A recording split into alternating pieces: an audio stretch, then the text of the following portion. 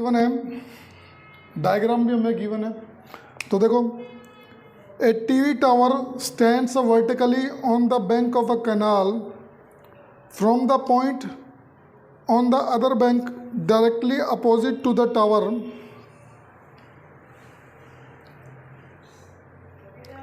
The angle of elevation of the top of the tower is a 60 degree from the another point 20 meter away from the point on the line joining this point to the foot of the tower. The angle of elevation of the top of the tower is a 30 degree. Top of tower से angle कितना दे रखा है 30 degree, और 20 metre के distance पे जो angle दे रखा है हमें कितना 60 डिग्री दे रखा है, ठीक है, टॉप ऑफ द टावर से। So find the height of the tower and the width of the canal. तो हमें क्या करना है, ये विड्थ कैलकुलेट करनी है और इसकी हाइट क्या करनी है, कैलकुलेट करनी है। तो देखो कैसे करेंगे, इसकी हाइट को हम लेट कर लेते हैं h, और इसको हम लेट कर लेते हैं x। तो ये टोटल हमारे पास कितनी हो जाएगी 20 प्लस x। तो नेमिंग गिवन ही है, ये बुक में डायग्राम दिया हुआ है। तो सबसे पहले देखो हम क्या करते हैं, हाइट कैलकुलेट करते हैं। तो हाइट कैलकुलेट करने के लिए हम क्या करेंगे, छोटा ट्रायंगल लेंगे। ट्रायंगल कौन सा, ये ट्रायंगल ACB। तो लिखते हैं in triangle ACB, in triangle ACB हमारे पास क्या हो गया 1060। 1060 क्या हो गया, परपेंडिकुलर अपॉन में बेस। बेस को हमने x लेट किया हुआ, स्मॉल ट्रायंगल में बेस हमारे पास क्या है x है। तो वैल्यू पुट करते हैं 1060। 1060 हमारे पास कितना है √3, और परपेंडिकुलर को हमने क्या लेट किया हुआ है h, और बेस हमारे पास क्या है x। तो यहाँ परपेंडिकुलर को h लिख दो, ठीक है। तो हमारे पास क्या रिलेशन आ गया, यानी √3x is equal to h। तो हमारे पास एक रिलेशन ये आ गया इस ट्रायंगल से। फिर हम देखते हैं ये बड़े वाला ट्रायंगल। तो इस बड़े वाले ट्रायंगल में देखो ट्रायंगल ADB, तो क्या लिखेंगे, in triangle ADB, in triangle ADB। तो देखो परपेंडिकुलर अपॉन में बेस क्या होता है हमारे पास 10, और थीटा की वैल्यू हमें गिवन है 30। सो 1030 इज इक्वल टू परपेंडिकुलर हो गया h, अपॉन में बेस कितना हो गया 20 प्लस x, ठीक है। तो 1030 की वैल्यू हमारे पास कितनी होती है 1/√3, क्या होती है 1/√3। तो वैल्यू पुट करते हैं 1/√3 is equal to h 20 plus x। तो ये देखो 20 plus x is equal to √3h, जब हमने क्रॉस मल्टीप्लाई किया इन दो वैल्यू को। तो देखो यहाँ से क्या करते हैं हम, x की वैल्यू हमारे पास कितनी आ गई h/√3 आ गई। तो x की वैल्यू देखो हमारे पास की, या फिर हम क्या करते हैं कि h की वैल्यू पुट कर देते हैं कितनी √3x। तो पुट करते हैं इस इक्वेशन में, देखो 20 प्लस x, पहले x की वैल्यू कैलकुलेट कर लेते हैं, यानी इस बेस की वैल्यू कैलकुलेट कर लेते हैं हम। तो देखो तो कितनी होगी 20 प्लस x √3, और h की वैल्यू हमारे पास कितनी है √3x, कितनी है √3x। तो पुट कर दो h की जगह, तो ये वैल्यू होगी हमारे पास √3x। तो सॉल्व करते हैं इसको, देखो क्या हो गया हमारे पास, ये हो गया 20 plus x is equal to √3 into √3, हमारे पास क्या होता है 3, ये वैल्यू होगी 3x। तो 20 is equal to 3x minus x, तो 20 is equal to 2x। So x की वैल्यू कितनी आ गई 20 अपॉन में 2, हमारे पास कितनी आ गई 10, हमारे पास कितनी आ गई 10। तो ये वाली लेंथ हमारे पास कितनी आ गई 10। मेजरमेंट किस में है, मीटर में है, तो ये वाली क्या होगी मीटर में। अब देखो हमारे पास किसकी वैल्यू आ गई, x की वैल्यू आ गई। अब हमें क्या कैलकुलेट करनी है, हाइट। तो हाइट करने के लिए इस इक्वेशन का यूज़ करते हैं। x की वैल्यू हमारे पास कितनी है 10, तो वो इस इक्वेशन में पुट कर रहे हैं। तो देखो ये इक्वेशन क्या गिवन हमें, √3x is equal to h, और x की वैल्यू कितनी है 10, तो पुट करते हैं √3, ये है 10 is equal to h। So h की वैल्यू कितनी आ गई 10 √3, और मेजरमेंट मीटर में है तो यूनिट क्या आ गई मीटर। तो देखो h की वैल्यू हमारे पास कितनी आ गई 10√3 मीटर, कितनी आ गई 10√3 मीटर। और इस x की वैल्यू हमारे पास कितनी आई है 10 मीटर। और ये टोटल डिस्टेंस कितनी होगी हमारे पास 20 + 10, ये टोटल डिस्टेंस कितनी होगी हमारे पास 30। टोटल डिस्टेंस हमारे पास कितनी होगी 30 मीटर, कितनी होगी 30 मीटर। तो ये क्वेश्चन जो है वो हमारा क्या हो गया कंप्लीट हो गया। ये था क्वेश्चन नंबर 11, ठीक है। तो देखो क्वेश्चन नंबर 12 में गिवन है from the top of a 7 metre high building, ये कोई 7 मीटर हाई बिल्डिंग है, इसके टॉप से the angle of elevation of the top of A cable tower, यानी इस बिल्डिंग के टॉप से केबल टावर के टॉप तक का एलिवेशन एंगल हमें गिवन है 60 डिग्री। आ रही बात समझ में। और इस बिल्डिंग के टॉप से इस टावर के बॉटम तक का एंगल ऑफ डिप्रेशन हमें गिवन है कितना 45 डिग्री। कितना गिवन है 45 डिग्री।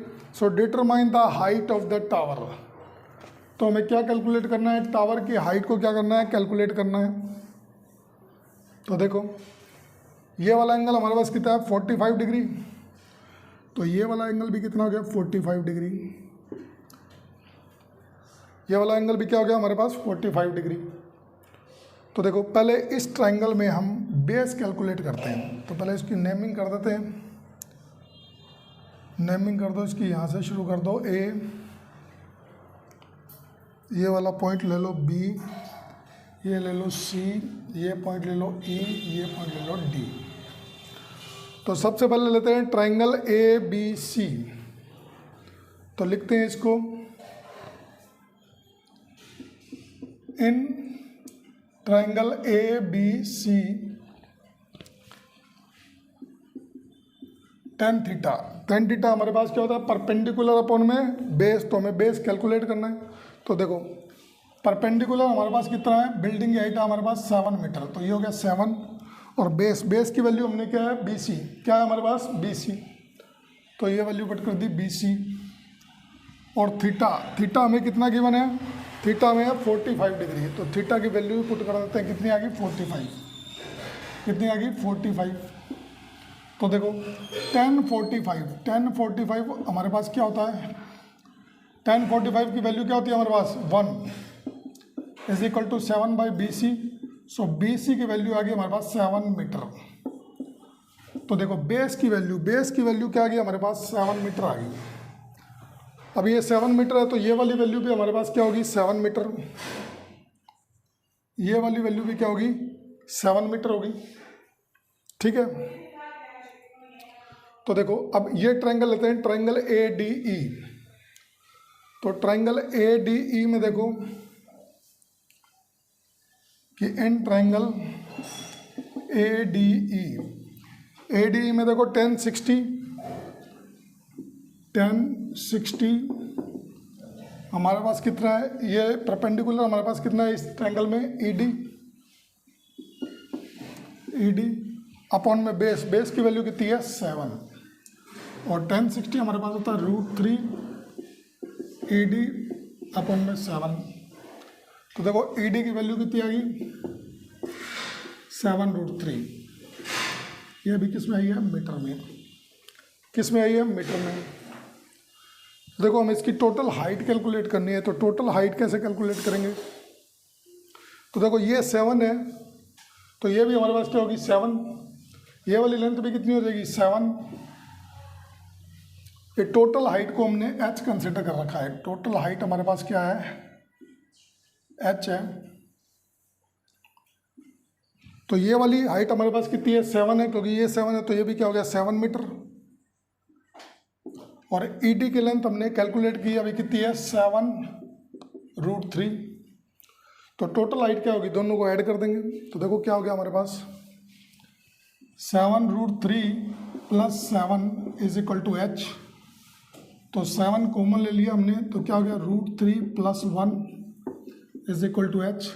और मेजरमेंट हमें किस में गिवन है मीटर में, तो यूनिट क्या लगाएंगे मीटर। तो हमारे पास टोटल हाइट कितनी आएगी 7√3 + 1 मीटर। ये हमारे पास क्या आएगी हाइट ऑफ द टावर आएगी। क्या आएगी? हाइट ऑफ द टावर आएगी। इसी के साथ हमारा क्वेश्चन नंबर 12 जो है वो गया कंप्लीट। क्वेश्चन नंबर 13 हमें गिवन है, as observed from the top of a 75 metre high lighthouse from the sea level. तो हमें गिवन है कि सी लेवल से 75 मीटर हाइट पर कोई लाइट हाउस है, ठीक है। The angle of a depression of the top of the two ship are 30 degree and 45 degree. तो देखो ये वाला एंगल ऑफ डिप्रेशन कितना है? 30 डिग्री। तो ये भी कितना होगा? 30 डिग्री, क्योंकि अल्टरनेट इंटीरियर एंगल होते हैं। और ये वाला एंगल कितना है? 45 डिग्री। तो ये वाला एंगल भी क्या होगा? 45 डिग्री। देखो हमें पता है कि जो पीछे वाला एंगल होगा ना वो क्या होता है? छोटा होता है। क्या होता है? छोटा। तो इसको हमने 30 डिग्री कंसीडर किया, तो ये कितना हो गया? 30 डिग्री। और इसको हमने 45 डिग्री कंसीडर किया, तो क्या हो गया? 45 डिग्री, ठीक है। So find the distance between the two ship. तो हमें क्या करना है? इन दोनों शिप के बीच की डिस्टेंस को क्या करना है? कैलकुलेट करना है। दोनों शिप के बीच के डिस्टेंस को हमें क्या करना है? कैलकुलेट करना है। तो इस डिस्टेंस को हम लेट कर लेते हैं x। क्या लेट कर लेते हैं? x। और इस वाले डिस्टेंस को हम लेट कर लेते हैं y, ठीक है। तो देखो सबसे पहले लेते हैं हम बड़े वाला ट्रायंगल। तो बड़े वाला ट्रायंगल कौन सा है? Triangle ABD। तो क्या लिखेंगे? An triangle ABD। ABD में देखो 10 थीटा। थीटा की वैल्यू हमारे पास कितनी है? 30 डिग्री। परपेंडिकुलर है हमारे पास 75। और बेस, तो देखो बेस क्या होगा? इसको हमने y कंसिडर किया, इसको x कंसिडर किया, तो टोटल क्या हो जाएगा? x plus y. तो बेस क्या हो गया हमारे पास? x plus y. तो हम जानते हैं 10 30 की वैल्यू हमारे पास कितनी होती है? 1/√3।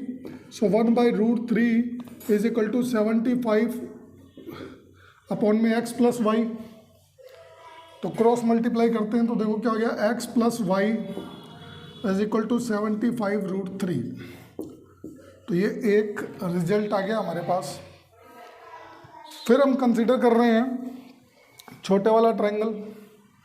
यहाँ से हम y की वैल्यू को कैलकुलेट करेंगे और इस इक्वेशन में पुट करेंगे, तो हमारे पास x की वैल्यू आ जाएगी। और x क्या था? दो शिप के बीच की डिस्टेंस। तो इसके लिए हम ट्रायंगल लेते हैं, कौन सा? Triangle ABC। तो सॉल्व करते हैं इसको।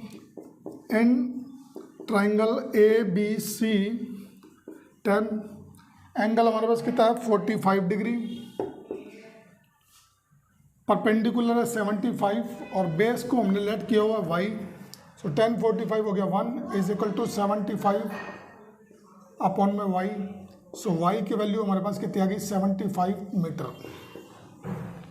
कितनी आ गई? y की वैल्यू हमारे पास कितनी आ गई? 75 मीटर। तो ये वैल्यू अब यहाँ पुट करेंगे, तो देखो हमारे पास रिजल्ट है क्या कि x plus y is equal to 75√3। देखो हमारे पास रिजल्ट है x plus y is equal to 75√3। यहाँ पे हम y की वैल्यू पुट करते हैं जो हमने कैलकुलेट की कितनी? 75। तो पुट करते हैं। So x plus 75 is equal to 75√3। So x is equal to 75√3 minus 75। तो देखो 75 हमने कॉमन ले लिया। So x is equal to 75√3 minus 1। √3 minus 1। और मेजरमेंट मीटर में गिवन है, तो यूनिट क्या आ गई? मीटर। इट मीन्स हमारे पास दो शिप के बीच की डिस्टेंस कितनी आ गई? 75√3 माइनस 1 मीटर। ये हमारा क्या हो गया? क्वेश्चन नंबर 13 का आंसर हो गया, ठीक है। देखो क्वेश्चन नंबर 14 हमें गिवन है, a 1.2 metre tall girl spot a balloon moving with the wind in a horizontal line at a height of 88.2 meter from the ground. The angle of elevation of the balloon from the eye of the girl at any instant is a 60 degree. After some time, the angle of elevation is a 30 degree. So find the distance traveled by the balloon during the. सबसे पहले लेते हैं हम triangle ADE. ADE triangle में देखो angle कितना है 60 degree, तो लिखते हैं in triangle ADE, in triangle ADE. ADE में देखो tan थीटा, थीटा कितना है 60 डिग्री, तो देखो क्या हो गया tan 60 इज इक्वल टू क्या हो गया हमारे पास परपेंडिकुलर. परपेंडिकुलर की वैल्यू कितनी है हमारे पास 87, और बेस की वैल्यू कितनी है हमारे पास AE. बेस की वैल्यू क्या है AE. तो देखो बेस की वैल्यू कैलकुलेट करते हैं हम. tan 60 हमारे पास क्या होता है √3, ये वैल्यू होगी 87 अपॉन में AE. तो AE की वैल्यू आ गई हमारे पास 87 अपॉन में √3. इसको रैशनलाइज करते हैं तो √3 से न्यूमिनेटर और डिनोमिनेटर में मल्टीप्लाई करते हैं, तो ये क्या हो गया देखो 3 हो गया, 3 से कट गया तो 3 2 जा 6, कैरी आई 2, तो 3 9 जा 27. तो कितना आ गया AE की वैल्यू कितनी आ गई मेरे पास 29√3 आ गया. ठीक है, तो कितना आ गया AE की वैल्यू क्या आ गया हमारे पास 29√3 मीटर. तो देखो अब हम लेते हैं बड़े वाला ट्रायंगल. तो बड़े वाले ट्रायंगल में देखो बड़े वाला ट्रायंगल कौन सा हो गया CAB. तो बड़े वाला ट्रायंगल हो गया हमारे पास CAB. तो लिखते हैं इसको एन ट्रायंगल CAB. तो CAB ट्रायंगल में देखो परपेंडिकुलर हमारे पास कितना 87 और एंगल कितना है 30 डिग्री. तो क्या लिखेंगे tan 30 is equal to 87 upon में ये वाला बेस क्या हो गया हमारे पास AB. बेस हो गया हमारे पास AB. तो देखो tan 30 की वैल्यू हमारे पास कितनी होती है tan 30 होता है 1/√3 is equal to 87 AB. So AB की वैल्यू हमारे पास क्या आ गई 87√3 मीटर. ये वैल्यू आ गई हमारे पास. पर हमें क्या करना है बैलून की डिस्टेंस कैलकुलेट करनी है. तो डिस्टेंस के लिए हम क्या करेंगे AB माइनस AE, ये हमारे पास क्या आएगी बैलून की डिस्टेंस आ जाएगी. क्या आ जाएगी बैलून की डिस्टेंस. तो लिखते हैं हम इसको, हमें कैलकुलेट करना है EB. और EB क्या होगा बैलून की डिस्टेंस, तो वो क्या आएगी AB माइनस AE. तो इसको लिखते हैं AB माइनस AE. तो वैल्यू पुट करते हैं. तो देखो AE की वैल्यू है 29√3 और इसकी वैल्यू है 87√3. तो AB की वैल्यू कितनी है हमारे पास 87√3 माइनस 29√3. तो ये वैल्यू आ गई हमारे पास 58√3. ये वैल्यू आ गई EB की. और मेजरमेंट मीटर में तो ये मीटर हो गया, यानी इट मीन्स दोनों बैलून के बीच की डिस्टेंस हमारे पास कितनी आ गई 58√3 मीटर. यही हमें क्या करना था कैलकुलेट करना था. इसी के साथ हमारा क्वेश्चन नंबर 14 जो है वो क्या हो गया कंप्लीट हो गया. क्वेश्चन नंबर 15 हमें गिवन है a straight highway leads to the foot of the tower, a man standing at the top of the tower. एक मैन जो है वो टावर के टॉप पे खड़ा है and observe a car at an angle of a depression 30 degree. तो यहाँ पे कोई कार है उसको ऑब्जर्व कर रहा है, तो एंगल ऑफ डिप्रेशन कितना है हमारे पास 30 डिग्री है. कितना है 30. अब ये 30 है तो ये अल्टरनेट है, तो ये भी क्या हो गया 30 हो गया. फिर क्या कर रहा है which is approaching to the foot of the tower. अब ये कार जो है वो क्या है फुट ऑफ द टावर की तरफ आ रही है. क्या कहता है 6 सेकेंड लेटर, 6 सेकेंड बाद क्या होता है the angle of depression of the car, ये कहता है found to be a 60 degree. तो 6 सेकेंड बाद ये डी पोजीशन पे आ गया, तो यहाँ पर एंगल ऑफ डिप्रेशन कितना हो गया 60 डिग्री. इट मीन्स ये अल्टरनेट है, तो ये भी क्या हो गया 60 डिग्री. तो हमें कैलकुलेट करना है find the time taken by the car to reach the foot of the tower from that point. कहता है इस डी पॉइंट से कार को बी पॉइंट पर पहुंचने में, it means foot of the tower पे पहुंचने में कितना टाइम लगेगा, ये हमें कैलकुलेट करना है। तो देखो इसके लिए हमने पढ़ा हुआ है क्या कि स्पीड क्या होती है, स्पीड हमारे पास होती है डिस्टेंस अपॉन में टाइम। स्पीड क्या होती है हमारे पास, डिस्टेंस अपॉन में टाइम हमारे पास क्या होती है, स्पीड होती है।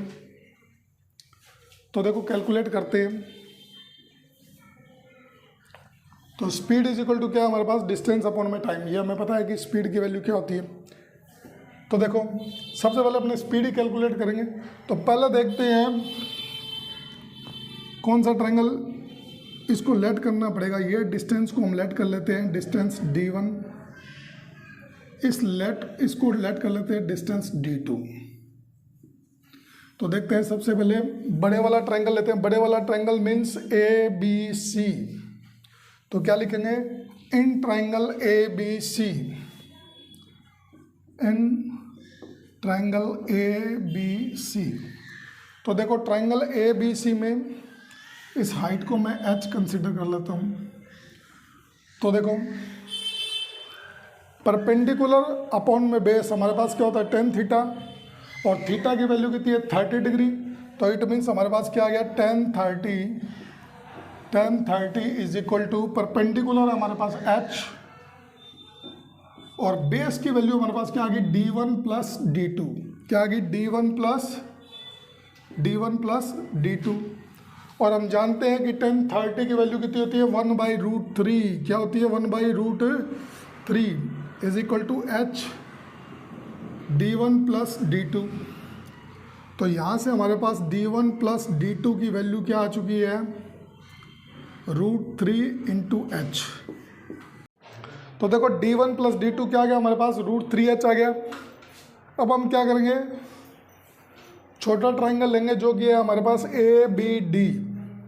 तो देखो लिखते हैं इसको, इन ट्रायंगल ABD परपेंडिकुलर हमारे पास कितना है, h, और बेस कितना हो गया, d1, और एंगल हमारे पास कितना है, 60 डिग्री। तो क्या हो गया, tan 60 is equal to h by d1। तो देखो tan 60 हमारे पास क्या था, √3 h बाय d1। तो यहाँ से d1 की वैल्यू आ गई हमारे पास h बाय √3 मीटर। तो d1 की वैल्यू आ गई हमारे पास। अब हम d2 की वैल्यू इस इक्वेशन से कैलकुलेट कर सकते हैं। तो देखो d1 की वैल्यू हमारे पास क्या आएगी, d1 प्लस d2 हमें गिवन है कितना, √3h। और देखो d1 की वैल्यू हमने कैलकुलेट की है h बाई √3, तो वो वैल्यू पुट करते हैं यहाँ। तो देखो क्या हो गया, h अपॉन में √3 plus d2 is equal to √3h। ठीक है, सो d2 की वैल्यू हमारे पास क्या आ गई, √3h माइनस h बाई √3। तो d2 की वैल्यू देखो हमारे पास क्या आ गई, √3 एलसीएम ले लिया तो ये हो गया 3h माइनस h अपॉन में √3। तो ये वैल्यू आ गई 2h बाई √3। तो देखो ये d2 की वैल्यू आ गई हमारे पास कितनी, d2 की वैल्यू आ गई हमारे पास 2h बाई √3, यानी डिस्टेंस आ गई, टाइम हमें गिवन है। तो हम क्या कैलकुलेट कर सकते हैं, स्पीड का फॉर्मूला हमने क्या बताया, speed is equal to distance upon में टाइम। तो देखो वैल्यू पुट करते हैं। तो देखो स्पीड की वैल्यू डिस्टेंस, अब ये डिस्टेंस कौन सी है हमारे पास, d2, तो डिस्टेंस होगी d2 और टाइम। ठीक है, तो देखो वैल्यू पुट करते हैं, d2 की वैल्यू हमारे पास 2h बाई √3 और टाइम की वैल्यू हमें गिवन है कितनी, 6 सेकेंड अपॉन में 6। तो इसको सॉल्व करते हैं। तो देखो ये क्या आएगा, 2 से कट गया तो 3, तो ये वैल्यू आ गई h अपॉन में 3√3, h अपॉन में 3√3। ये हमारे पास क्या आ गई वैल्यू, स्पीड की वैल्यू आ गई।